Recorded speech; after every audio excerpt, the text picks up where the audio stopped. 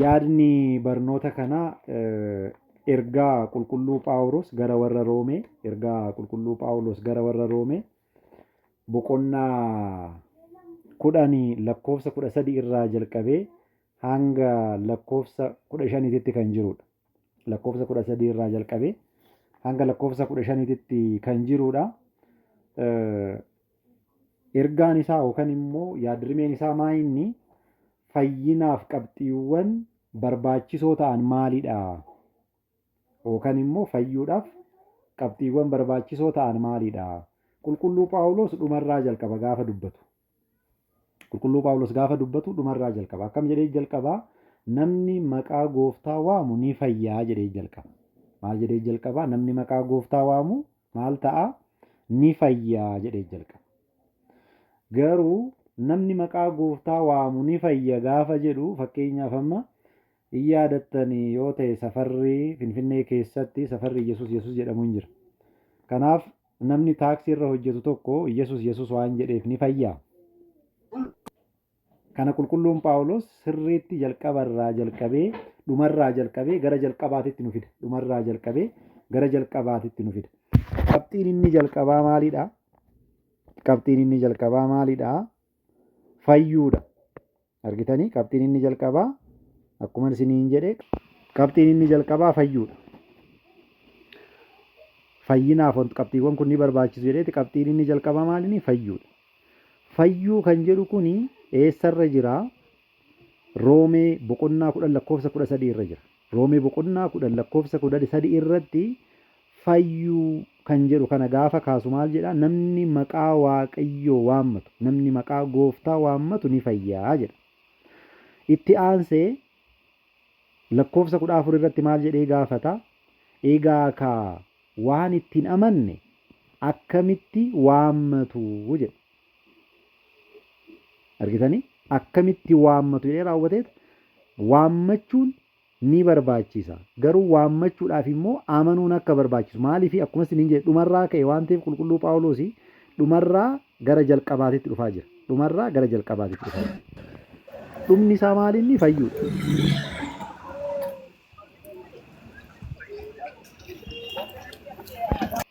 Fayyuudhaaf waammachuu akka qabnu nutti hima qulqulluun Phaawulos. Argitanii? Fayyuudhaaf waammachuu akka qabnu qulqulluu Phaawulos nutti hima. Waammachuudhaaf immoo jedhee raawwateet ammallee lakkoofsa 14 kanarratti maal jedhaa? Baalsammuutis እንዴት ያምናሉ jedha. Baalsammuutis እንዴት ያምናሉ yookaan immoo yoo hin dhaga'inis akkamitti amanu ree jedhee gaafateeti waammachuudhaaf amanuun akka barbaachisu nutti hima. Waammachuudhaaf maaltu barbaachisaa? Amanuutu barbaachisaa nuun jedha. Argitanii? Waammachuudhaaf amanuutu barbaachisaa nuun jedha. Waammachuudhaaf amanuutu barbaachisa jedhee sirriitti dhaggeeffadhaa. Waammachuudhaaf amanuutu barbaachisa jedheeti akkuma isiniin jedhe dubbisichaan garagarcheen isinii dubbisaa jira. Maaliif inni dhumarraa ka'e waan ta'eef ani immoo gara jalqabaatti isinii deemaa jira. Yaala sabaakis እንዴት ያምናሉ jedha. Amanuudhaaf immoo maaltu barbaachisaa? Lallabaatu barbaachisaa nuun jechaa jira. Argitanii? Yaala sabaakis እንዴት ይሰማሉ dhiifama. Yaala sabaakis እንዴት ይሰማሉ jedhee raawwateet amanuudhaaf immoo maaltu barbaachisaa? Dhagahuutu barbaachisa. Nama nu dhageechisu barbaadna jechuudha. Nama nu dhageechisu barbaadna. Amanuudhaaf nama nu dhageechisu akka nu barbaachisu dhagahuu qabxii afuraffaa irratti nu kaasa. Dhagahuudhaaf immoo lallabaatu barbaachisa. Argitanii? Dhagahuudhaaf maaltu barbaachisaa? Lallabaatu barbaachisa. Lallabaatu barbaachisa.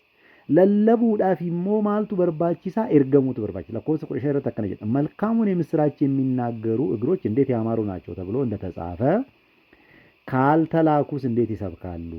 Argitanii? Kaltalaakuus እንዴት ይሰብካሉ jedhee raawwateet lallabaasuun immoo ergamuu akka qabu nutti hima laala. Lallabaasuun maal ta'uu akka qabu nutti hima? Ergamuu akka qabu nutti. Sirriitti amma asitti baay'ee hubachuun kan nu barbaachisu waan baay'eetu jira jechuudha. Waan baay'eetu jira jechuudha. Wanni baay'ee keessaa amma gara jalqabaatirraa jalqabna. Kan ergu eenyudha reeshi akkasoo ta'e? jalqabaa amantaa keenyaa ka ta'e የእምነታችን ጀማሪና ፈጻሚ kan ta'e gooftaa fayyisaa keenya Yesuus Kiristoos kan erguu qabu. Eessatti erge? Wangeela Maatiyos boqonnaa 16 lakkoofsa 13 irraa hanga 19 yommuu dubbistanii mana kiristaanaa erga dhaabee booda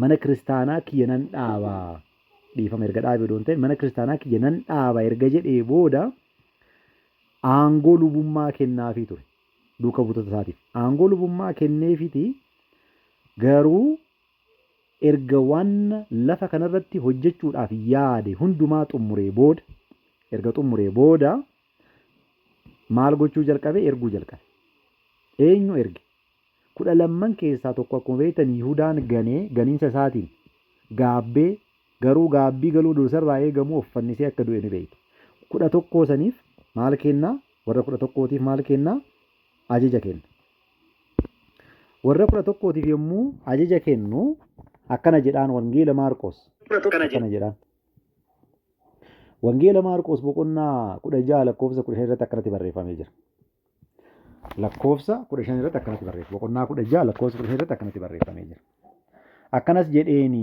wada alam hulluu hidu gara addunyaa hundaa deemaa wangeela lafa xiratu hulluu sibaku wangeela misiraachoo kana uumama hundaaf lallabaa jedhaan wangeela misiraachoo kana eenyuuf lallabaa uumama hundumaaf lallabaa uumama gaafa jedhu kaa hubadhaa asirratti sagalee waaqayyoo kana kan dhaga'u hundumaafuyyuu nama kata'e hundumaafuyyuu lallabaa jedhaan erga lallabaa jedheenii booda Yohaannis boqonnaa 20 lakkoofsa 21 hanga 23 yommuu dubbistan waanuma kana immoo irra deebi'ee dubbata. Waanuma kana immoo irra deebi'ee sirriitti jala muree raawwateet lakkoofsa 21 irraa jalqabnee gaafa dubbisnu Iyesuus illee yeroo lammaffaa akkana jedheeni nageenyi isiniif haa ta'u. Abbaan koo akkana erge ani immoo isiniin ergaa jedhaan. Argitanii amma jalqabarraa hin jalqabne qulqulluu Phaawulos hin jedheera. Qulqulluu Phaawulos maalirraa jalqabe? Dhumarraa jalqabe. Fayyuurraa jalqabe. Fayyuurraa jalqabeeti garuu immoo ergamuu irratti xumure qulqulluu Phaawulos. Ergaman malee akka barsiisuu hin dandeenye. Ergaman malee akka cuuphuu hin dandeenye. Ergaman malee lallabuu akka hin dandeenye jala muree raawwatee nutti himee jechuudha. Jala muree raawwatee nutti hime. Har'a nuti eenyurraa barachaa jirra? Warra ergamanirraa barachaa jirra? Warra ergamanirraa barachaa jirra? Abbootii keenyarraa barachaa jirra? Abbootii keenya luboota irraa barachaa jirra. Abbootii keenya phaaphaasota irraa barachaa jirra. Isaan ergamaniiru. Ergamni isaanii kennameera. Abbootii keenya barsiisota irraa barachaa jirra moo namuma akkasumaan mana banee akka barbaade haasa'u waan barbaade haasa'u arrabsoo jecha garaagaraa isaan irraa barachaa jirra. Kana isinumattan deebisaa isin of gaafadha. Isin of gaafadha. Garuu jalqaba kan barbaachisu maal inni ergamuudha. Kan ergu eenyuun gooftaa fayyisaa keenya Yesuus Kiristoos. Eessa irratti wangeela Yohaannis boqonnaa 20 lakkoofsa 21 irratti abbaan koo akkana erge ani immoo isin ergaa jedha. Abbaan koo akkana erge ani immoo isinan ergaa. Kana jedhee raawwateet jedhee hafuura qulqulluu kenneefii jedha. Hafuurri qulqulluun kuni aandimtaa keenya irratti maal jedha? Hafuura maaliti? Hafuura lubummaati. Lubummaa irra bulchee jedhu abbootiin keenya. Sirriidhalleedha. Maaliifi hafuura qulqulluu guutumaan guututti wantoota garaagaraa kan isaan hojjisiisu guyyaa Pharaaqlixoos kan fudhatan. Asitti garuu guyyaa kana garuu wanti isaan fudhatan maalidha?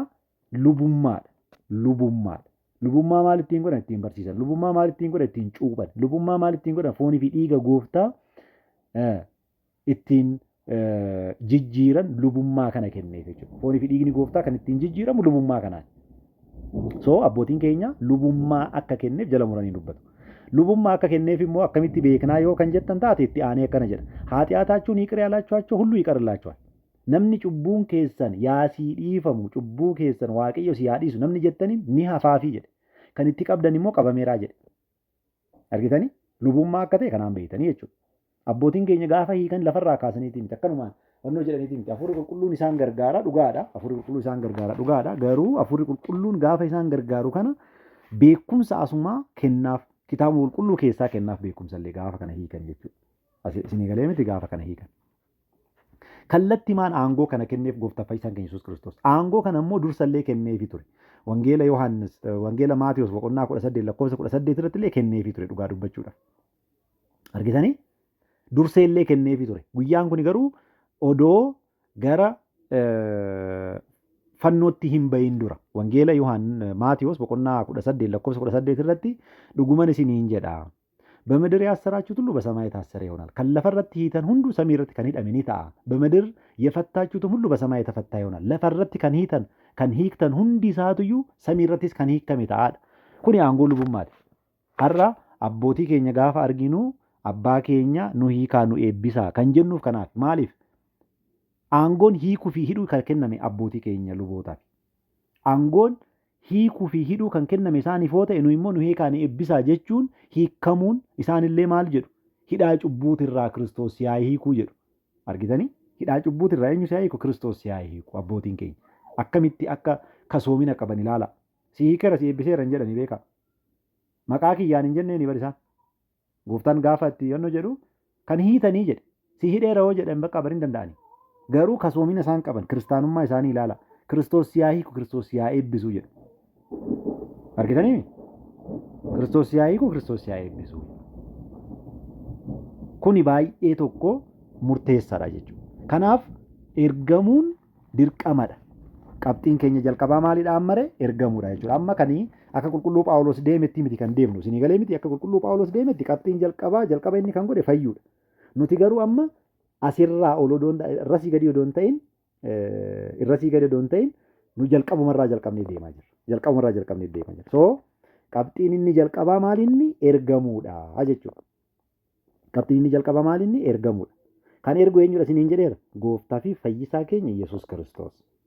Eessatti erge wangeela Maarqos boqonnaa 16 lakkoofsa 15 irratti wangeela Yohaannis boqonnaa 20 lakkoofsa 21 hanga 23 irratti Maatiyos boqonnaa 28 lakkoofsa 19 yommuu dhayin immoo akkana nuun jedha.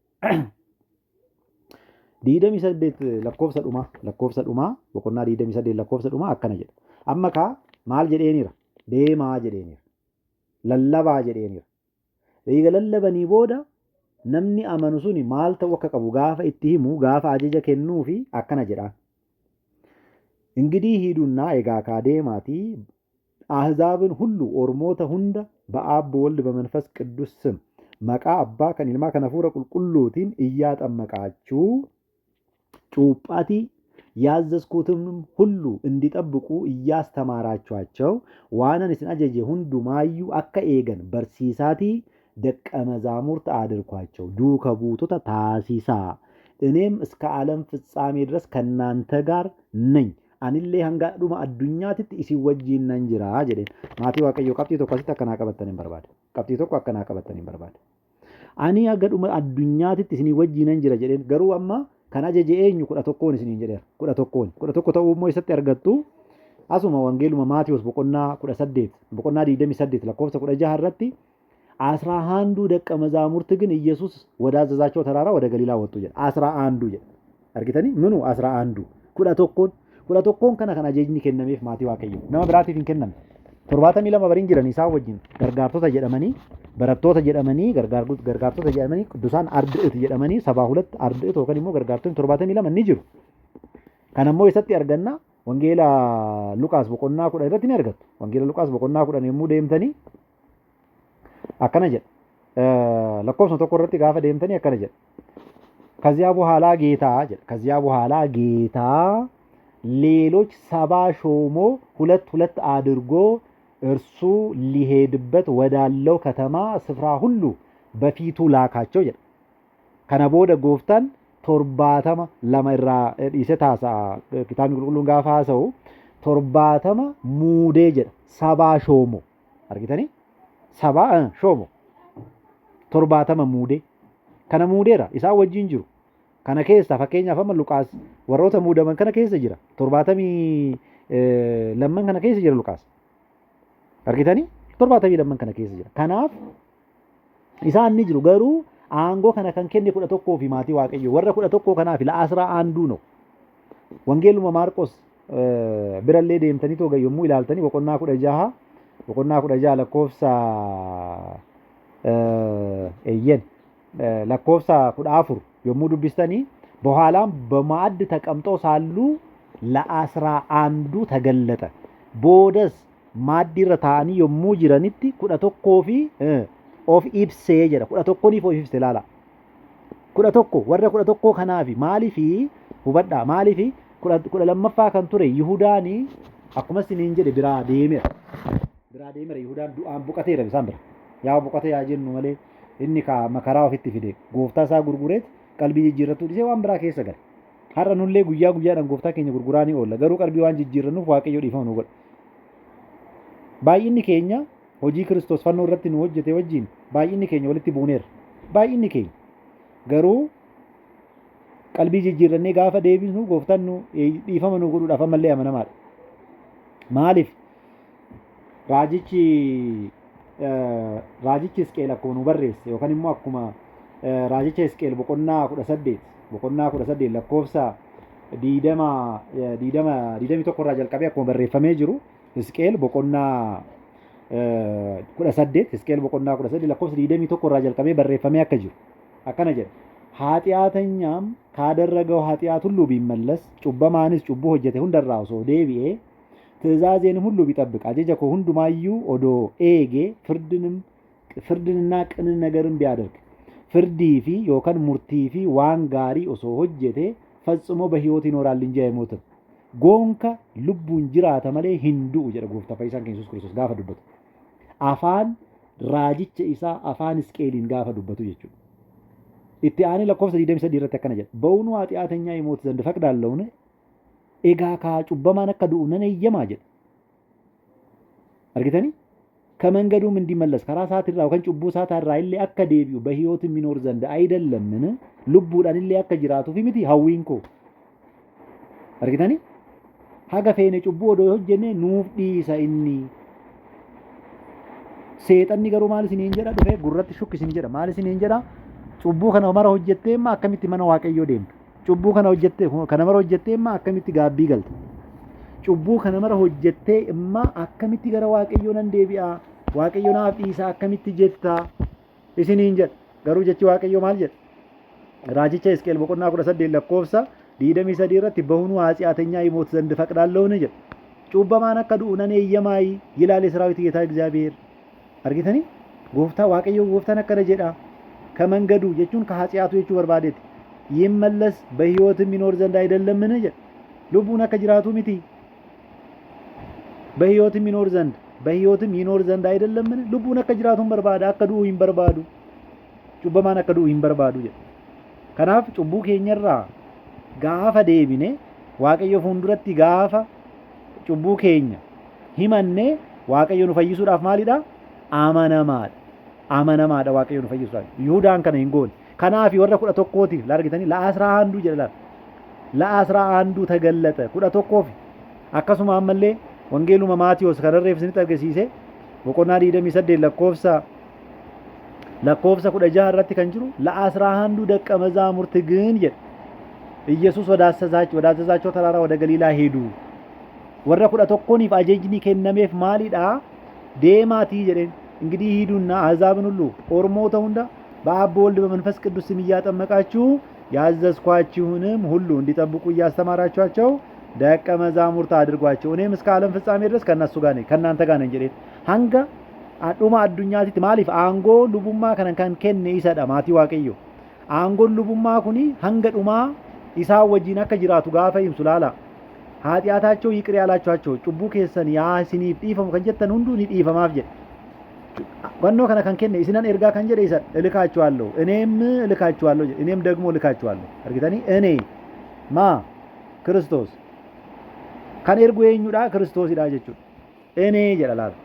እኔ ደግሞ እልካችኋለሁ ani isinan ergaa jedheet lubummaa kenneef ይሄው መንፈስ ቅዱስን ተቀበሉ lubummaa kenneef lubummaa ta'u akkamitti beeyne kan cubbuu keessan hafu isin jettaniif ni hafaafi kan qabdan immoo qabameera jedhee lakkoofsa 23 irratti jara mureenuuf kaa jechuudha. Sana booda hoo argitanii maatii Waaqayyoo sana booda hoo Waaqayyoon ergee booda amma erguudha jennee mitiire eeyyeen erguudha jenneera.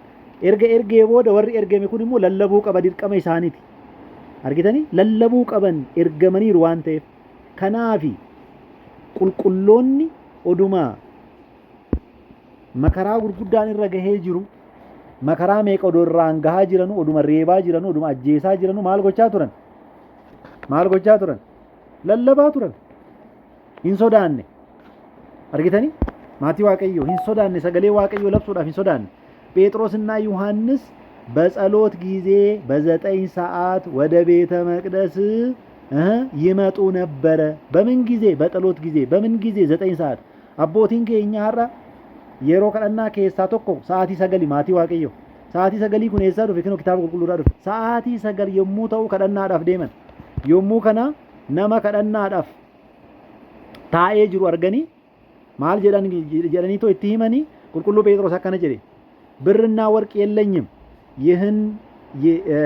ይህን ያለኝን ግን እሰጥሃለሁ በናዝሬቱ በኢየሱስ ክርስቶስ ስም ተነስና ተመላለስ ብሪ ፊ ወርቂ ሂንቀቡ ከነንቀቡ ገሩ ሲፈንኬና መቃ ጎፍታ ናዝሬት መቃ ኢየሱስ ክርስቶስን ከኢቲ ደደቢ ጀደኒ የሮ መሰና ሽባ ከንቱሬሱን ከኤ ደደቢ ማቲ ዋቀዮ ማል ከንቱሬ ሽባ ከንቱሬሱን ከኤ ደደቢኡ ቆፋ ሚቲ ሂምቡራቄ ኢሳን ወጂን ሂንገመዴ waaqayyoon ni galateeffate yommuu kana ayhudoonni lapheen isaanii dabaa waan ta'eef baay'ee aaruu qofaa miti waan garagaraa itti dubbatan iyyaadatanii qulqulluun Phexros hagamta akka sodaataa akka ture ni beeytan guyyaa kana garuu sodaachuu miti waan inni jedheen dhaggeeffadha የአብርሃም የይስሐቅና የያዕቆብ አምላክ የአባቶቻችሁም አምላክ እናንተ አሳልፋችሁ የሰጣችሁትና ሊፈታ ቆርጦ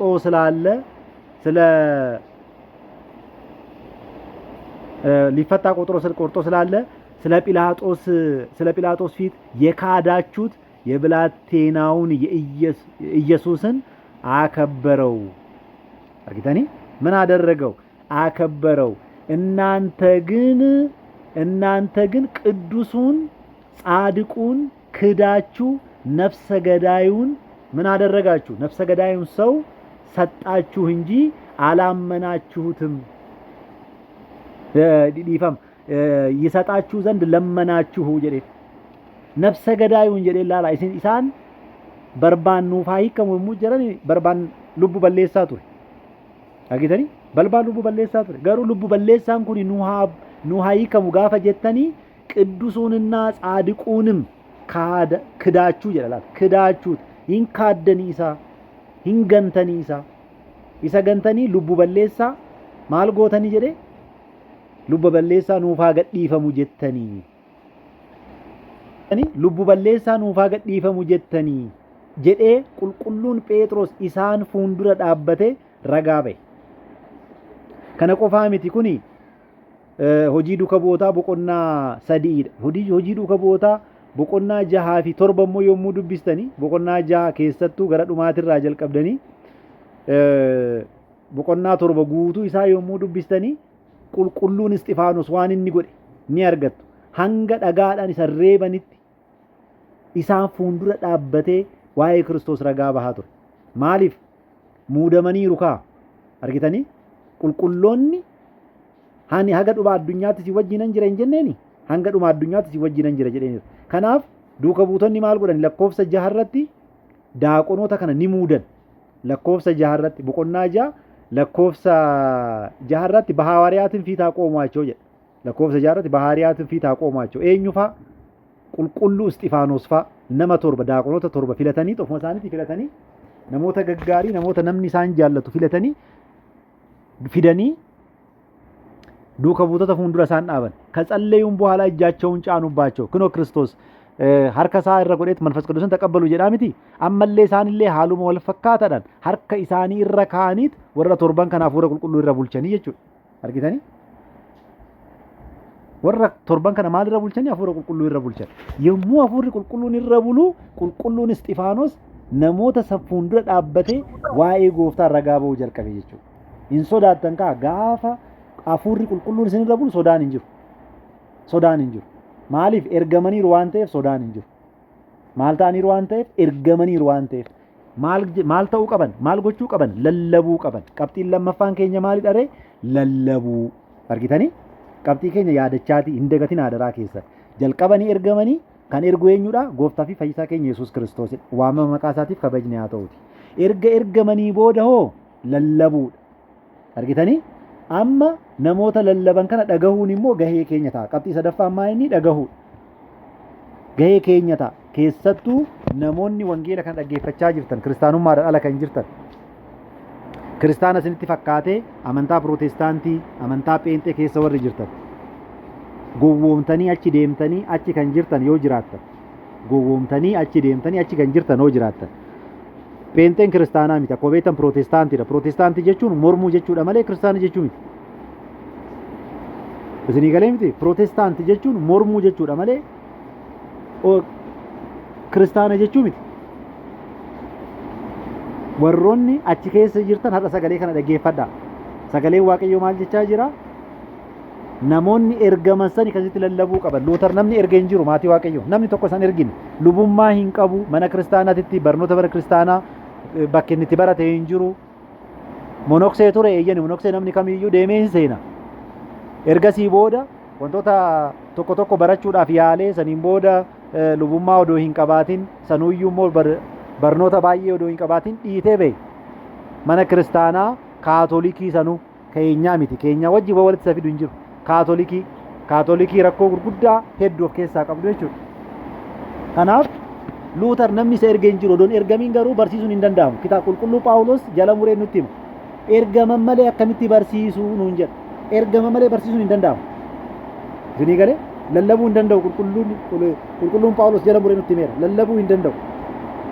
Kanaaf Luutar barnoota addaa amantaa qofa kennaa qofa jedhee barnoota addaa akkuma qulqulluu Phaawulos barnoota addaa namni fide abaaramaa haa ta'u akkuma jedhe barnoota addaa fide abaaramaadha kan jennuuf kanaaf warroonni pirootestaantii pheenxee keessa jirtan hundi keessanuu sagalee kana dhagayaa warri jiraattan kiristaana jettanii warri of eegaati ofii akkasitti herreegaa jirtan warri akkasitti of gowwoomsaa jirtan sagalee kana dhaggeeffadhaa. Isin kiristaanaa miti. Kiristaanummaa keessaa illee homaan qabdan. Maaliif? Kiristaanummaa namni sitti lallabee hin jiru. Namni sitti lallabee hin jiru. Namni sitti lallabu nama akkamiiti? Nama ergame ta'uu qabaa isiniin jedheera. Namni ergame immoo namni ergame fakkeenyaaf amma abbaan keenya qulqulluun Abuuna Maatiyaas amma jiranii aangoon isaanii takka lama lakkaa'ee si fuulduratti amma tana lakkaa'ee eenyu bira galchuu nan danda'a? Qulqulluu Phexros bira galchuu nan danda'a. Nan danda'a. Isinii galee miti qulqulluu Phexros bira galchuu nan danda'a. Qulqulluu Phexros qulqulluu Maarqos muude. Qulqulluu Maarqos immoo mana kiristaanaa yookaan immoo manbara paatraarikii Aleeksaandariyaa jedhu hundeesse. Aleeksaandariyaa jedhu hundeesse. Saniin booda Phaaphaasiin 20ffaan abbaan keenya Abuuna Atnaatiyos. Abbaan keenya Abuuna Atnaatiyos Fireemenaaxoos kan jedhaman abbaa Salaamaa Kasaatee Birhaan kan jennuun nuu muudanii gara Itoophiyaa ergan. Erga san irraa jalqabee isaan Phaaphaasii 20ffaa turan kan nuu muudan. Ilaskindiroos kan jedhamu Phaaphaasii 18ffaan hin jira ture. Phexros Tafatsaamii Samaat kan jedhu Phaaphaasii 18ffaan hin jira ture. 18ffaa 19ffaan jaarraa afraffaa keessa kan turanidha. Barroon nama maqaa isinii dha'u kun Tafatsaamii Samaat Qidduus Phexros. Wareegamaan inni dhumaa qulqulluu Phexros. Itti aansee Ilaskindiroos. Itti aansee Ilaskindiroos immoo eenyuun bakka buuse? Qulqulluu abbaa keenya qulqulluu Atnaatiyoosiin bakka buuse. Argitanii? Hundi isaaniitu lakkaawwamee abbaa keenya har'a jiran qulqulluu Abuuna Maatiyaas bira eebbifamoo Abuuna Maatiyaas bira geechisuu hin dandeenya jechuudha nuti. Karaa biraatiin maal isiniin jechaa jira? Akka bitaa isinitti hin galle maal isiniin jechaa jira?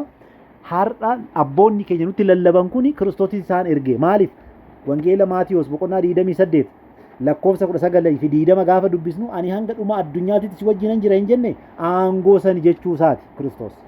Aangoo suni hanga dhuma addunyaatitti akka nu wajjin jiru argisiisaa jira jechuudha. Nuti kiristaana jettanii of herreegdan warri sagalee kana dhagaa jirtan hundi keessanuu keessattuu diinoomineeshinii pirootestaantii garaagaraa keessa kan jirtan. Reefu isinitti dubbadheera. Luutar namni isa erga hin jiru lubummaa siin qabu hin ergamnes. Nama lubummaa hin qabne nama hin ergamne irraa immoo barachuun hin danda'amu. Maaliif qulqulluu Phaawulos jala muree dubbateera. Maal jedhee ergaman malee lallabuun hin danda'amu jedhee. Kanaaf nama hin ergamne nama amantaa haaraa fidee dhufe. nama wangeela haaraa fidee dhufeedha Luutar. Isinii galee miti? Karaa biraatiin kiristaana jettanii waan of herreegdaniifan waa'ee keessan dubbachaa jira malee namoonni birootillee warri maatii keessan dhiistanii gara ATST deemtan warroonni immoo musliima taatan keessattuu jireenya biyya ormaa kanaa wajjin wal qabate namoonni amantaa ishee qulqulleettii fi ganamaa tana dhiistanii musliima taatan hojii kiristoos irratti ashawaa itti naqxanii warri deemtan deebi'aa. Waaqayyo guyyaa isinii kenneera. Yeroo ittiin qalbii jijjiirratan isinii kenneera. Akkuma Hisqeel irratti reefi dubbisnee Waaqayyo akka cubbamaan du'u hin barbaadu, akka deebi'ee lubbuun jiraatuun barbaadaa jedheera. Deebi'aa. Amantaa keessatti deebi'aa. Warri dhiistanii deemtan. Warri haarawaa sagalee kana dhageessan har'a. Warri haarawaa sagalee kana dhageessan musliimota yoo taatan keessattuu ijoolleen musliimotaa sagalee kana isiniifan dabarsa. Sagalee kana isiniifan dabarsa. Muhammad kan erge seexanadha. Jala mureen isinitti hima. Sirriitti dhaggeeffadhaa. Muhammad kan erge seexanadha. Inni nama isa erge hin beeku. Hanga inni harganuu dadhabutti gaafa isa cammaqu. Na cammaqee kan jedhu isuma. Baay'isooyi. Nuyi miti. Anaa miti yookaan immoo jiraataa miti kan akka taasisaa jiru. Akka sagaleen kiyya jiruu fi akka hin jirre jalaan koomentiidhaan na beeksisaa ishii. Koomentiidhaan na beeksisaa. Maaliif addaan kutuu danda'a waan ta'eef na jala. Muhammad kan erge seexanadha. Holqa Hiraa jedhamtu keessatti kan isa arge maggaanyaadha kan isa dha'e. Maggaanyaan beektanii miti? Maggaanyaa seexanaatti isa dha'e. Namni isatti dhufe namni biraan jiru. Namni isatti dhufe namni isa arge namni biraan jiru ergamaa tokkollee wajjin wal hin argine Muhammad. Saniin booda waanuma dhaga'e kara deemturraa waan dhaga'e haasa'aa ture. Kara deemturraa waan dhaga'e haasa'aa ture. Raajii hojjedhu jedhanii ishii dhugumaatii raajii yoo taate raajii tokko hojjedhuutu agarsiisa jennaan ani raajii hojjechuu hin danda'u jechuu dubbachuu saalfatee raawwate ani sodaachisaa qofadha jedhe. Quraana keessatti iddoo baay'ee irratti ati sodaachisaadha qofa naan jedheeraa jedha. Maal sodaachisa? Waaqayyo kan namaan nama sodaachisuuf ofii isaatti sodaachisuu hin danda'u. Bakakkaan tokko har'a akkamitti nama sodaachisa? Bakakkaan tokko gisitti akka gaggaggagga jedhu amma na biratti roobaa jira. Bakakkaan qaqawween dhagahamaa jira asitti. Qaqawween tokko akkamitti nama sodaachisa har'a? Waaqayyo waan ittiin nama sodaachisu dhabeeti nama dubbisuu hin dandeenye fidee raawwatee kan ittiin sodaachise jedhuun nama dubbisuu hin dandeenye illee fidee inni dubbisuu akka danda'u taasisuu hin danda'u. Eshi galatooma argitaniimi. Kanaaf ergaman malee lallabuun hin danda'amu. Ergaman malee lallabuun hin danda'amu. Nuti immoo dhagahuu qabna kan nutti lallabame sana dhagahuu qabna. Keessattuu amma sagalee kanan dubbadhuu fi eenyudhaa fi warroota amantaa kiristaanaatiin ala jiran ijoollee musliimaatiif kan dubbachaa jiru. Sagalee kana dhagahuu qabdanii dirqamadha. Maaliif fayyuudhaaf ilmi waaqayyoo kan samiirraa bu'ee jechi waaqayyo samiirraa bu'ee kan durbee maadamiirraa dhalatee fi nuti akka fayyinuufi. Ustaazonni keessan, barsiisonni keessan, ulamoonni keessan Muhammad irraa jalqabee kan isin sobaa dhugan hunduu sobadha. Kitaabni keessan tokkoon isaa gaafa fattashamuu sobaa fi sagaagalummaa fi ajjechaadhaan kan guutamedha. Hookaa iddoo wayitii kan korrajameedha. Hookaa waa'ee sagaagalummaa taasaa. Hookaa immoo waa'ee ajjechaa taasaa. Kana malee wanni biroon achi keessatti argatanii jiru. Jireenyi hin jiru achi keessa. Achi keessa jireenyi hin jiru. Sagaagalummaan achi keessa kan jiru. Ajjechaan achi keessa kan jiru. Dogongortanii karaa dogongoraarra akka deemtan isin kan taasisaa jiran barsiistota keessan. Sooga dhaqaatii gaafadhaa. Eenyutu erge Muhammad hin jedhamu. Allaadha isiniin jiru. Allaan eessa jira? Namni Allah argee jira. Namni dhaga'ee jira Muhammad dura. Ragaa nuu fidaa jedhaani. Quraana hoo isiniin jedhan. Quraanni immoo Muhammad fidee dhufe. Quraana Muhammad fidee dhufe. Eenyuree? Eessarraa isinii bada? Allah barbaada kitaaba biraatirraa. Kitaaba Injiilii natu buuse jedhe hin jenne. Okay, Injiilirraa naa barbaada jedhaani Allah. Yaahuwee dhoo isiniin jedhan hin ta'u. Yaahuween ilma qaba. Ilma bara baraa qaba. Kan garaa isa keessaa dhale. Ilma qaba Yaahuween. Allaan immoo ilma hin qabu. Maaliif? Durriyyee waan ta'eef. Durriyyeen hin beekanii miti dhalchee gana. Durriyyeen naannoo mannaara jiru dhalchee gana hin beekanii miti. Innis dhalchee gane. Kitaaba isaanii suuraa 66ffaa ayaata 12ffaa irratti anatu itti afuufee jedha miiramaa keessatti. Anatu itti afuufee jedha. Erga itti afuufee booda immoo suuraa miiramaa keessatti lakkoofsa 17 irraa jalqabdanii yommuu dubbistanii ruuhii kiyyarraa itti nan afuufee saniin booda Iisaan hin dhalatee jedha. Iisaan ni kadhate Iisaan abbaan qabu kan itti afuufee eenyuun Allaadha akka amantaa isaaniitti. garuu hin gane. Durriyyeen akkasuma akkuma isiniin jedhe. Akkuma isiniin jedhe. Yaahuween garuu ilma qaba. Faaruu 110 yommuu dubbistanii garaa koo keessaa hin si dhalee jedha. Maal keessaa hin si dhale? Garaa koo keessaa hin si dhale. Har'a jedha.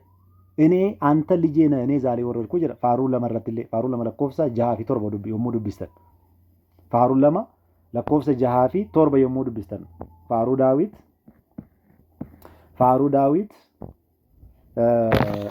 ifama faaruu daawit boqonnaa lama lakkoofsa jahaa yommuu dubbistanii jecha akkana jedhu ni argattan.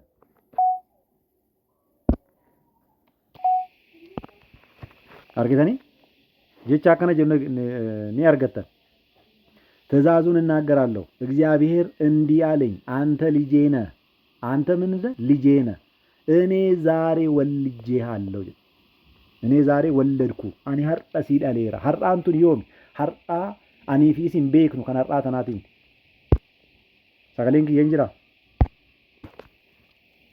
ከናፍ ያሁዌን ኢኙማ መቀመቱማን ኢሳ ያሁዌን ኢየሱስ ክርስቶስ ያሁዌን መቃ ዋቀዮት argitanii yaahuween maqaa eenyuti maqaa waaqayyo waaqayyo abbaan garuu ilma isaa ilma barabaraatiin maal jedhaani ati ilma kiyyaa ani har'a si dhaleeraa jedhan akkamitti garaa koo keessaa inni si dhalee jedha laala kuno faaruu daawit faaruu dhibbaa fi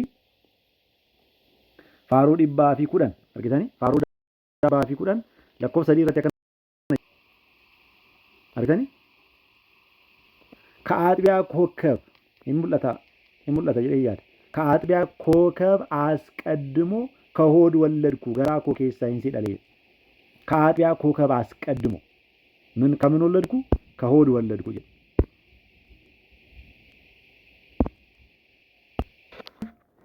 ከሆድ ወለድኩ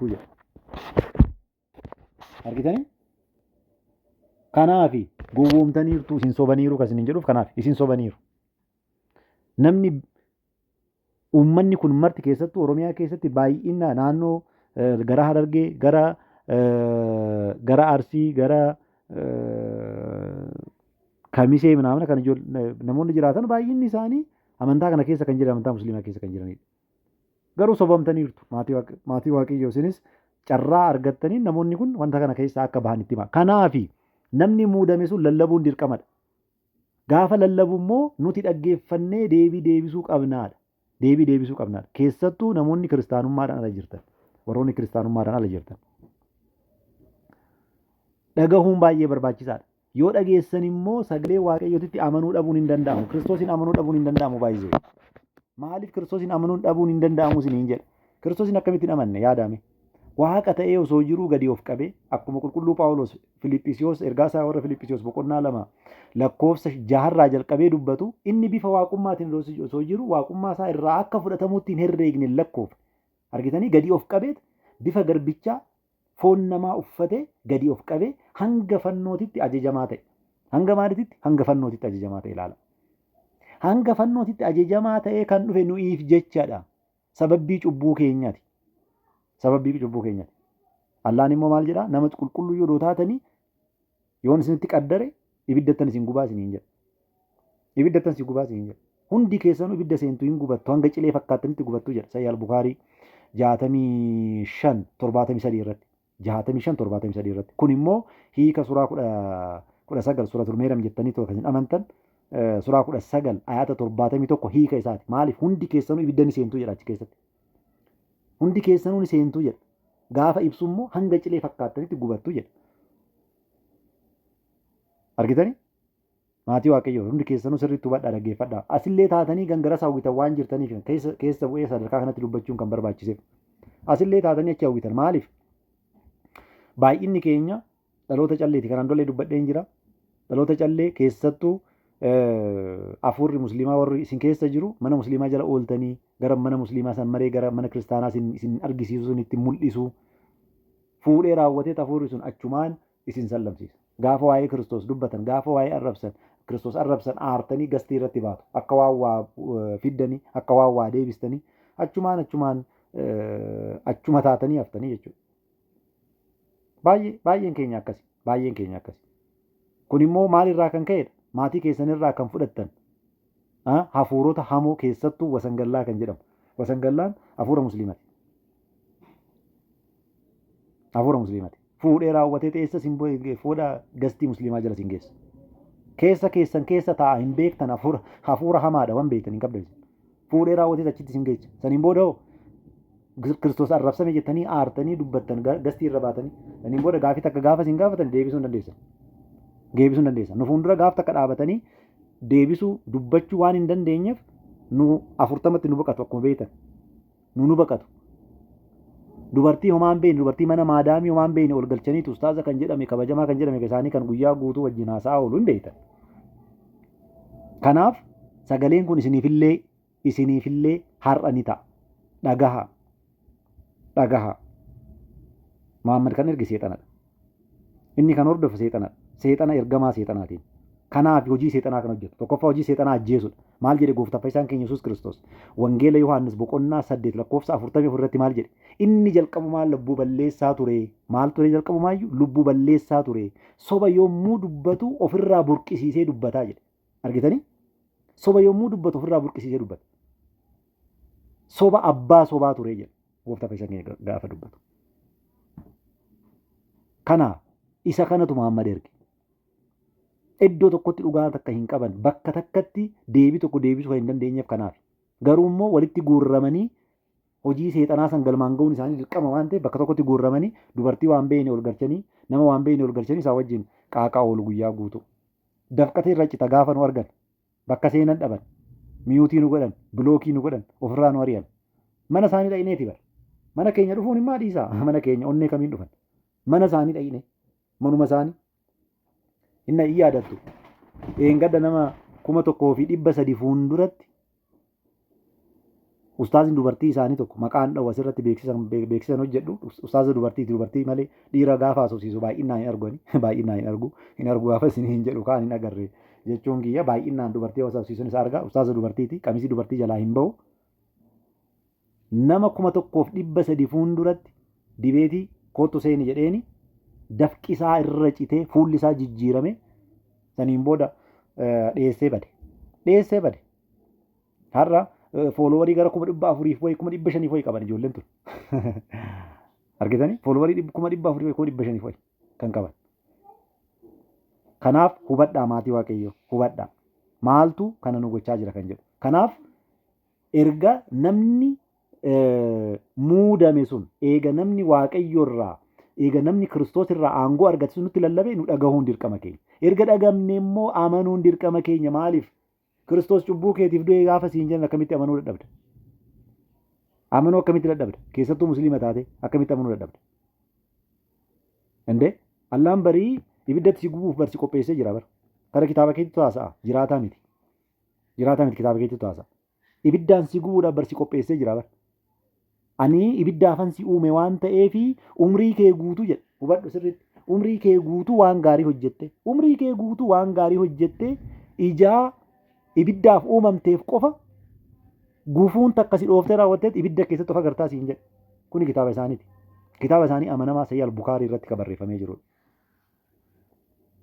Barreeffamee kan jirudha. Kiristoos garuu lakki ilma koo lakki intala toon harkaa hin du'inii lubbuudhaan jiraadhu kunoo.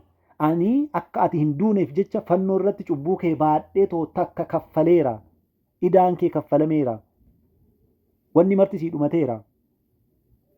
Amanuu qofa kasirraa eeggamu. Sana booda hoo erga amantee dhuftee booda garuu akka kiristaana tokkootti hojii gaarii hojjechuun dirqamadha. Maaliif natti amanteetta waan ta'eef ani immoo addunyaa kana deddeebi'ee wanna gaarii hundumaa isinitti argisiiseera waan ta'eef waan gaarii sana hojjechuu qabda. Amma garuu wanni si barbaachisu maa inni amanuu qofa wanni biraa wanni si barbaachisu hin jiru. Wanni fiddee dhuftu hin jiru. Kiristoositti amanuu qofa. Argite? Kuni initial salvation yookaan immoo fayyina jalqabaa kan jettee manni kiristaanaa keenya nu barsiistudha. Fayyina jalqabaa. Fayyina jalqabaa Kiristoositti amanuu wanni biraa wanni jirutu hin jiru. Maal jettee amanta? Inni ilma Kiristoos ilma Waaqayyoo isa jiraataati jettee wangeela Maatiyoos boqonnaa 16 lakkoofsa 16 irratti qulqulluu Phexros akkuma dubbatafillee hin dubbatta. Kana qofaa miti. Samiirraa bu'ee dhalatee lafa kanatti waggaa 33 fi ji'a 3 deddeebi'ee keessattuu waggaa 3 fi ji'a 3 eega barsiisee booda fannoorra anaaf jecha ooleera. Fannoorra anaaf jecha oolee warroota du'an si'oolii keessaa baaseera. Du'aa ka'umsi isaa du'aa ka'umsa kiyyadha. Isaa wajjiinii du'aanan ka'a jettee amanu. Ammallee immoo mirga abbaa taa'eera jettee amanu. Booda immoo warra jiruu fi warra hin jirre warra du'an irratti murteessuudhaaf ni dhufa. Qulqulloota gara jireenyaa fudhachuudhaaf, cubbamoota immoo gara du'a bara baraa fudhachuudhaaf murteessuudhaaf ni dhufa jettee amanuu. Kuni maal jedhama? Amanuu jedhama. Saniin booda hoo fooniif dhiigni isaa bilisaan sii kennama. Cuuphaan bilisaanii hafuura qulqulluu bilisaan fudhatta. Kennaa isaati jechuudha kun marti. Amanuu keetiin kan argattudha. Erga kiristaana taatee erga mana kiristaanaatti dabalamtee booda garuu hojii gaarii hojjechuun dirqamadha. Maaliif? Hojiirraa amantaan adda ba'e du'aa waan ta'eef. Akka warri pirootestaantii jedhu san noo akkas hin jiru nu bira. Kitaabni qulqulluun isin jedhu reefu akkuma isinitti waa'ee Luutar dubbadheera. Luutar namni isa erga hin jiru wanna barates hin qabu. Akkanumaan ofumarraa kaasee seexanni waan itti himte haasa'aa jira waan ta'eef. Seexanni waan itti himte haasa'aa jira waan ta'eef. Amanuun kanatti amanuun wanni isin rakkisu maa inni? Obboloota musliimaa kanatti amanuun wanni isin rakkisu maalidha inni? Indee Allaan barbara baraan na gubuudhaaf natti qaddareera jettee akkan amanuu dandeesse Kiristoos siif du'eera dhufee dhalatee durbee maaramii dhalatee siif du'eera gaafa siin jedhan akkamitti amanuu dadhabda? Maal si dhoorga amanuu? Sinii galee waaqa mataa hin qabamoo hin qabuu hin beekne odoo waaqessitu, waaqa duwida hin qabamoo hin qabuu hin beekne odoo waaqessitu, waaqa lukasaa jahaannamarra godha jettee yaaddu osoo waaqessitu ofii isaatiifuyyuu jahaannama gala. Odoo waaqessitu Kiristoos samii fi ardii kan uume siif fannoorra ooleera gaafa sin jedha akkamitti amanuu dadhabda? Amanuun dirqamadha. Qabxii afraffaan keenya maalidha? Amanuudha. Sirriitti hubadhaa maatii Waaqayyo. Qabxii afraffaan keenya amanuudha. Amanuudha. Amanuudha. Kanammoo amanuudhaaf immoo Waaqayyo jalqabumaayyuu maal wajjin nu uumeera? Beekumsa wajjin nu uumeera. Argitanii? Jalqabumaayyuu seera uumamaa boqonnaa tokko lakkoofsa dhiifama. Boqonnaa tokko lakkoofsa 26 fi 27 yommuu dubbistan akkana waan jedhu argattu. እግዚአብሔርም አለ ሰውን በመልካችን እንደ ምሳሌያችን እንፈጥር። waaqayyoollee ni jedhe nama akka bifaaf fakkeenya keenyatti haa uumnu. የባህር ዓሣዎችን የሰማይ ወፎችን qurxummiilee bishaan keessa jiran akkasuma immoo allaattii samiirra balali'an insasaatinና ምድርን ሁሉ argitanii warroota lafarratti deddeebi'anii fi lafa kana hundumaayyuu በምድር ላይ የሚንቀሳቀሱትን ሁሉ kan lafarra sosocho'an hundumaayyuu haa bitanii jedhe. Bituudhaaf beekumsa barbaachisa maatii Waaqayyo. Kanaaf jalqaba Addaam gaafa uumamu beekumsa kana ni qabaa jechuudha laala. Beekumsa maali? Beekumsa bituu ni qabaa jechuudha. Beekumsa waan qabuuf yaa bituu kan jedhan. Kana qofaa miti Waaqayyo beekumsa isaa akkamitti qoreetoo irra ga'ee jettanii ginoo. Seera uumamaa boqonnaa 2 lakkoofsa 7 dhaqaatii dubbisa. እግዚአብሔር አምላክም ሰውን ከምድር አፈር አበጀው ከዛስ በአፍንጫውም የሕይወትን እስትንፋስ እፍ አለበት ሰውም ሕያው ነፍስ ያለው ሆነ። አግኝተኒ እኛን ሳትን ይለ ምን ሕያው ነፍስ ልቡ ጅራቱ ይጥፍ ይል እኔም ቦደው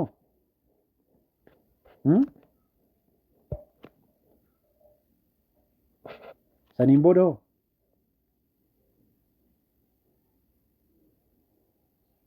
waaqayyo gara Addaam wantoota uumaman hunduma isaatu maqaa isaaniitiif akka waamuuf jedhee maqaa isaanii akka baasu jedhee gara Addaam isaan fidee dhufe.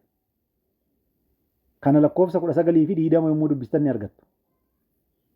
Lakkoofsa 19 fi 20 keessattuu lakkoofsa 20 irratti akkana jedha. Addaamም ለእንስሳት ሁሉ ለሰማይ ወፎችም ሁሉ ለእንስሳት ሁሉ bineensota hundaaf akkasuma የሰማይ ወፎችን allaattiiwwan samiirra hundaaf ለምድር አራዊቶችን bineensota daggalaa hundaaf ሁሉ ስም አወጣላቸው መቃ ባሴፊ jedha. ነገር ግን ለአዳም እንደ እርሱ ያለች ረዳት አልተገኘችም ነበር። መቃ ባሴፍ እግዚአብሔር አምላክም በአዳም ከባድ እንቅልፍ ጣለበት። የራውት ሰኒም ቦደ ዋይ ገርጋርቱ ሳዱበት አርጊተኒ ቤኩምሳ ወጂን ወሙሳ ከንበይተን ከናፍ warroota hundumaayyuu Addaam akkana jedha lakkoofsa 19 irratti አዳምም ሕያው ነፍስ ያለውን ሁሉ በስሙ እንደጠራ ስሙ ያው ሆነ jedha lakkoofsa 19 gara dhumaatti irratti gaafa dubbisa. Addaam maqaa ittiin waamame saniin maqaan isaanii akkasuma ta'ee jedha. Waaqayyo maqaa biraa hin baasne. Kanaaf isinillee beekumsa qabdu ijoollee Addaam waan taataniif. Nuti amma Addaam qofaa miti Kiristoos maaliif kiristaana taaneerra waan ta'eef Kiristoos hin cuuphamneerra waan ta'eef. Isin garuu warroonni kiristaanummaadhaan ala jirtan garuu har'allee beekumsa Addaam qabu san ni qabdan. Sammuu Addaam qabu san ni qabdan. Isin galee qorattanii irra ga'uu ni dandeessu. Qorattanii hubattanii irra ga'uu ni dandeessu. Wanni isin dhoorgu hin jiru jechuudha. Kanaaf amanuudhaaf beekumsa jalqabumaayyuu Waaqayyo isinii uumeera. Isa beekuudhaaf, isa amanuudhaaf, isa waaqeffachuudhaaf beekumsa isinii kenneera waan ta'eef ni dandeessu. Wanni isin dhoorgu hin jiru jechuudha. Beekumsa ni qabdan. Wanni itti sababattan hin qabdanii baay'isoo. Kanaaf kana kaasaa jira. Isinii galee miti. Waan itti sababattan hin qabdan. Ani hin baranne, ani dubbisuu hin danda'u. Noo waa'ee dubbisuu dhabuutii fi waa'ee dubbisuuti miti kun. Bakka sammuu kee keessatti impiriinti kan ta'ee jira. Sammuu kee keessatti impiriinti kan ta'e kan Waaqayyo jalqaba sii kennee hin jira. Isaan Waaqayyo qorattee irra ga'uu ni dandeessa. Jira moo hin jiru eenyudha? Waaqni waan kamiidha kan jedhu irra ga'uu ni dandeessa. Abbaan keenya Abrahaam gaafa Waaqayyo barbaadeetu argatu PhD barateeti, maastarsii barateeti, digirii barateeti, dippiloomaa barateeti, kolleejjii kamitti barsiistan? Kolleejjii kamitti barate? Sammuu ofii fayyadameeti maatii Waaqayyo. Sammuun keessan kan Waaqayyo xirratti godhee jala muuree beekumsaa wajjin isa uumedha. Waaqayyo gaafa hojjetu wanna hundumaa uumee raawwateeti gaarii akka ta'e argee jedha. Namarra gaafa ga'u garuu baay'ee gaarii akka ta'e argee jedha. Argitanii baay'ee gaarii ijjig malkaam jedha lakkoofsa 31 irratti seera uumamaa boqonnaa tokko lakkoofsa 31 irratti ijjig malkaam jedha gaafa nama bira ga'u. Gubbaatti bar malkaam jechaa ture fakkeenyaaf lakkoofsa 25 dubbisaa እግዚአብሔርም ያ መልካም እንደሆነ አየ gaarii akka ta'e argee jedha. Ilma namaa erga uume booda garuu ijjig malkaam jedhee ilaala. Ijjig malkaam. Maaliif beekumsa wajjin uumamne kaa? Argitanii bifa fakkeenya isaatiin uumamne kaa? Bifa Waaqayyoo jechuun bara beekumsadha. Fakkeenya Waaqayyoo jechuun qulqullummaadha. Bifa jechuun beekumsadha maatii Waaqayyoo. Nafseen teenya fakkeenya Waaqayyooti. Argitanii? Bifa Waaqayyooti nafseen teenya. Fakkeenyummaan qulqullummaa isaati. Qulqullummaa kan guyyaa guyyaadhaan Waaqayyootti dhiyaannee waaqeffannaa keenya kan argannudha. Waaqayyootti dhiyaachaa kun qulqulluu Phaawulos akka ani Kiristoos hin fakkaadhe isin immoo na fakkaadhaa jedhe tokkoffaa Qorontos boqonnaa 11 lakkoofsa 1 irratti. Boqonnaa 11 lakkoofsa 1 irratti. Akka ani Kiristoos hin fakkaadhe isin immoo na fakkaadhaa jedhe. Kuni qulqullummaadha. Qulqullummaa kana karaa ittiin argannu. Argitanii miti ree? Kanaaf amanuuni dirqamadha. Gaafa amantan waammattu qabxii shanaffaan maalidha? Waammachuudha isiniin jedhee miti? Eeyyee. Gaafa amantanoo ni waammattu. Eenyu? Yaa Kiristoos Waaqa koo, Gooftaa koo, jiraachisaa koo, fayyisaa koo jettanii waammattu. Argitanii? Na fayyisii, na oolchii, yaa Kiristoos na maarii, yaa ilma durbee na maarii, yaa Amaanu'eel na maarii. Argitanii? Yaa Amaanu'eel na maarii, yaa ilma durbee na maarii, yaa Kiristoos na maarii, yaa fayyisaa addunyaa na maarii jettanii waammattu. Yeroo kana hoo maal jedhe? Ni fayyitu. Argitanii? Waammachuun keessan maal isinii fida? Fayyina isinii fida. Maal taatu jedhee? Ni fayyitu. Waammachuu keessaniin maal taatu jedhe? Ni fayyitu jedhe. Argitanii? Kanaafi qulqulluu Phexros illee seera dhiifama hojii duuka bu'ootaa boqonnaa 2 lakkoofsa 21 irratti maal jedhe? Yegeetaan ስም የሚጠራ ሁሉ ይድናል jedhe. Namni maqaa Waaqayyoo waammatu, namni maqaa Gooftaa waammatu eeyyeen ni fayya. Argite? Ni fayya. Kanaafi jalqaba dursee raawwate raajichi Iyyu'eel illee boqonnaa 2 lakkoofsa 32 irratti maal jedhe? የእግዚአብሔርን ስም የሚጠራ ሁሉ ይድናል jedhe. የማንን ስም የሚጠራ? የእግዚአብሔርን ስም የሚጠራ. Kanaafi kana irraa fuudheeti qulqulluu Phexrosis kanuma ragaa ba'e, qulqulluu Phaawulosis kanuma ragaa ba'e. Argitanii? Kanaafi nuti jedhe qulqulluu Phaawulos nuti maal irratti hundoofne jedhe? Ergaasaa warra Efesoon boqonnaa 2 lakkoofsa 20 deemtanii yommuu dubbistanii duuka buutotaa fi nabiyaatota irratti hundoofnerraa jedhe. Kiristaanota hundeen keessan nabiyaatotaa fi duuka buutota Waaqayyooti. Duuka buutota Gooftaati. Kanammoo akkatti argaa jirtan kunoo fuullee keessanitti argaa jirtan. Qulqulloonni kun argitanii? Qulqulloonni kun kallattimaan qulqulluu Phexrosis, qulqulluu Phaawulosis maal ragaa bahaa jiru? Kan kanaan dura raajichi Iyyu'eel dubbate ragaa bahaa jiru jechuudha. Raajichi Iyyu'eel dura maal jedhee ture? Egzaabiheerin namni maqaa Waaqayyo waammatu ni hunduu ni fayyaa jedhe. Argitanii? Waaqayyollee akkatu dubbate በጽዮን ተራራ በኢየሩሳሌም መድኃኒት ይገኛል። እየን ኢየሩሳሌሚtti har'a qorichi argameera. Gooftaa Fayyisaan keenya Yesuus Kiristoos ደግሞም እግዚአብሔር የጠራቸው የምስራችም የሚመሰክሩላቸው ይገኛሉ። አቹማ argaman ምስራchi kan nutti himaa turan ijoolleen tun warra Galiilaati miti ijoolleen tun akkamitti akkanatti dubbatanii beekumsa eessaa fidanii hanga jedhamutti kan gahan warra Galiilaa turan. የምስራች የሚሰበክላቸው የምስራች የሚሰበክላቸው እዛው በኢየሩሳሌም አቹማ ኢየሩሳሌምtti kan jalqabeedha. Argitanii warri oduu gammachiisaa san lallabanis warri itti lallabames achumarraa kan ka'anidha. Handhuura waan taateef achii ka'a waan ta'eef. Kanaaf maatii Waaqayyo waammachuun maalidhaaf? Fayyuudhaaf. ይድናል የጌታን ስም የሚጠራ namni maqaa Waaqayyo waammatu hunduu ni fayyaa jedhe. Kanammoo kitaaba qulqulluu keessatti miti jireenya keenya keessatti yeroo baay'ee argineera. Kan kitaaba qulqulluu kaasnu kan jireenya keenyaa immoo keenyuma mataa keenyatiif haa dhiisu. Kitaaba qulqulluu keessatti qulqulluu Daani'eel maqaa Waaqayyoo waammateera fayyeera. Qulqulluun Daawit maqaa Waaqayyoo waammateera fayyeera. Daa'imman sadan sun maqaa Waaqayyoo waammataniiru fayyaniiru. Wangeela keessatti yaa ilma Daawit na maarii jettee dubartiin suni hanga deddeebitee ta'u kadhattutti lakkii ati Israa'el keessaa miti isin maaru gaafa jedhuun gooftaan amantaa ishii ilaaluudhaaf jedhee sirriitti dhaggeeffadha. Amantaa ishii ilaaluudhaaf jedhee gaafa akkas jedhuun maal jette? Irra deddeebiteetuma na maarii jette. Yoo kana midhaan ijoollee fuudhanii sarootaaf kennuun sirrii miti jedhe. Gooftaan yeroo kana maal jetteeni? Saroonni illee gooftolii isaanii jalaa tirfiraafii waan bu'u ni nyaatanii maaloo yaa gooftaa jetteen. Yoo kana gooftaan maal jedhe? Israa'el keessayyuu amantaa akka keetiin argate dubartiin nanaa jedhe. Amantaan kee cimaadhaa jedhe. Amantaan kee baay'ee cimaadha. Akka barbaadde siifaa ta'uu jedhe. Maal siifaa ta'u? Akka barbaadde siifaa ta'u. Kana qofaa miti kan ijaan agarre sun, jaamaa kan ture sun, karaa iyyarii korra taa'ee kan kadhachaa ture sun maqaa Waaqayyoo gaafa waammatu ni fayya. Namni maqaa Waaqayyoo waammatu ni fayyaa jedhe. Jechi isaa hin jijjiiramu maatii Waaqayyoo. Kanaaf Gooftaa Fayyisaan keenya Yesuus Kiristoos barattoota barsiifatee 12 muudee 12 san erga nuu ergee booda sirriitti dhaggeeffadhaa 12 san erga nuu ergee booda 12 sun nutti lallabanii lallaba isaanii dhaga'uun kan keenya erga dhageenyee amanuun kan keenya erga itti amannee booda immoo waammachuun erga waammannee immoo rakkoo keenya gidiraa keenya makaraa keenya dhiphina keenya hundumaa jalaa'uu ni oolla. Sammuu keenya keessa dhiphina garagaraa makaraa garagaraa gidiraa garagaraa cubbuu garagaraa keessa kan jiru baay'ee cubbuu keessa illee yoo jiraattan Waaqayyoon waammadhaa.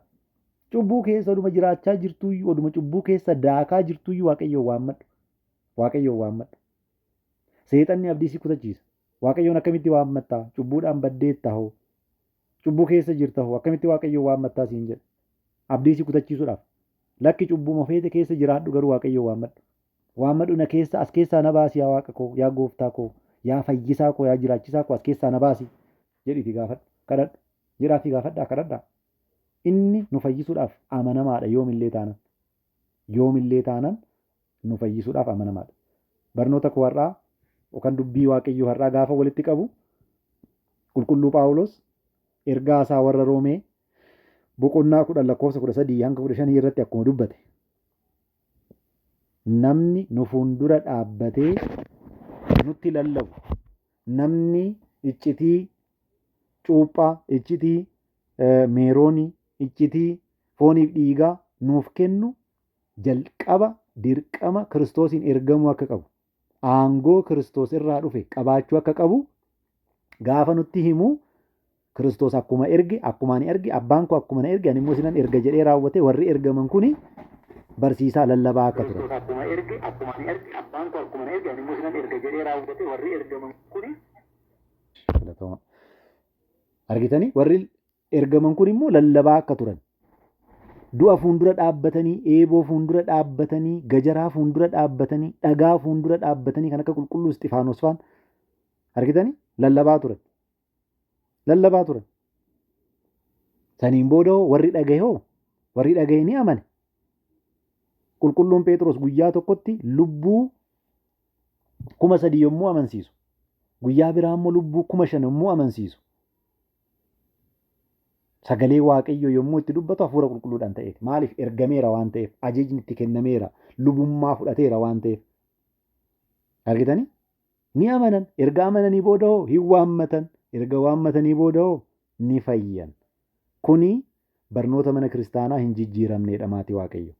Karaa biraatiin Luuter odoo hin ergamin dhufee barsiiseera. Wangeela haaraa fideera. Akkuma qulqulluu Phaawulos dubbate. Akkuma qulqulluu Phaawulos Galaatiyaa boqonnaa 1 lakkoofsa 8-9 yommuu dubbistan. Lakkoofsa 8-9 yommuu dubbistan namni wangeela haaraa fidee dhufe. Ergamaa samiirraa isaa ta'u lafarraa illee haa ta'u kan abaarame haa ta'u akka jedhe kitaaba qulqulluurra amantaa qofa kan jedhu hin jiru. Kitaaba qulqulluu qofa kan jedhu hin jiru. Kitaaba qulqulluu sun meeqa akka ta'e hin beekamu. Kennaa qofa kan jedhu hin jiru. Kiristoos qofa kan jedhu hin jiru. Abbaa fi hafuura qulqulluun illee ni barbaachisu. Kiristoos qofa kan jedhu hin jiru. Barnoota abaaramaa fidee dhufe kuni namoonni isa dhageessanii har'a nuti kiristaana jettanii ofirra eegdanoo jiraattan ammuma qalbii jijjiirradha maatii Waaqayyo. Kiristaanaa mitisi. Warri amantaa Luuter qabattanii jirtan Pirootestaantis ta'a, Pheenxees ta'a isin kiristaanaa miti. Maqaa kiristaanaatiin garuu of gowwoomsitanii jiraachuu hin dandeessan. Kuni akkuma reefsiniin jedhe sammuu qabdan waan ta'eef sammuu keessan gowwoomsitanii jiraachuu hin dandeessan. Gaafa gooftaa fuuldura dhaabbattan garuu waan dubbattan qopheeffadha. Kiristaanummaadhaan ala immoo yookaan guutumaan guututti immoo dallaa kiristaanummaatiin yookaan immoo yaada kiristaanummaatiin ala warri jirtan immoo ijoolleen musliimaa. Ijoolleen musliimaa. Kanaaf ergaan kiyya inni dhumaa warroota Muhammadiin amantanii Muhammad namni itti ergame hin jiru, ergamaan isa erge hin jiru, Waaqayyoo kan jedhamu wal hin beeku akkuma reefsi irra deddeebi'ee isinitti hime Waaqayyo nama Muhammad jedhamu hin ergine. Erguus hin danda'u nama akkasii kana jechuudha. Nama sagaagalummaadhaan guuttame, nama arrabsoodhaan guuttame, nama jibbiinsaan guuttame Waaqayyo erguu hin danda'u. Amala Waaqayyooti miti. Kun amala seexanaati reefu ilaalleerra. Kanaaf ergamaan isa erge seexana waan ta'eef nama seexana hordoftanii hojii seexanaa hojjettanii ibiddaan gubachuurra gara Waaqayyoo deebi'aa. Gara Waaqayyoo deebi'aa. Hundi keessanuu gara Waaqayyoo deebi'aa. Ergaa kiyya isa dhumaati. Waaqayyoo labbaan keenya laphee keenya keessatti sagalee isaa nutti erge kana firii gaggaarii yoo jabaannee cinnee dhaabbanne 100 goonka taane dadhabnu 60 dhabnu immoo 30 jalaa buufannee dhaaltuu mootummaa isaa akka nu taasisu fedhaaf eeyyama isaa nuuf haa ta'u. Maatii Waaqayyoo nuuf haa turu.